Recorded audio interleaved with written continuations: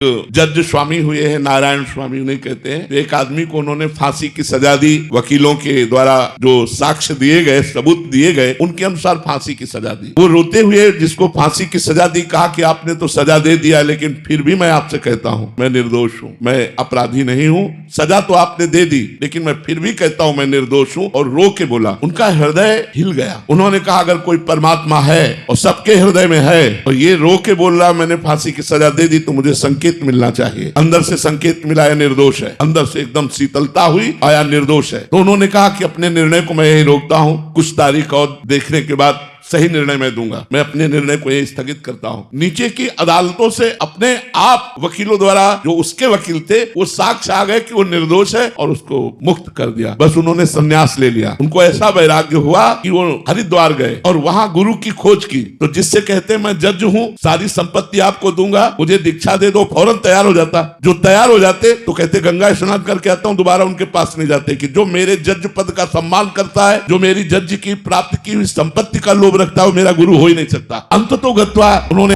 क्या करने की सोची। एक पहाड़ के शिखर पर खड़े होकर जे गिरना चाहते तो पीछे आवाज आई, तुझे गुरु चाहिए, पीछे मुड़कर देख। तो एक महापुरुष खड़े हुए थे, उनका वहीं से सुन, नजदीक आने की जरूरत नहीं, नारायण नारायण नारायण। तो बस अंतर ध्यान हो गए, बस उन्होंने नारायण, उनका नाम ही नारायण स्वामी पड़ गया। इतना नाम जब करते थे कि भाई जी हनुमान प्रसाद पोद्दार जो राधा बाबा, इनको ऐसे नली लगाई अपने यहाँ और कान में लगाई तो सुनाई दे रहा था नारायण नारायण नारायण नारायण।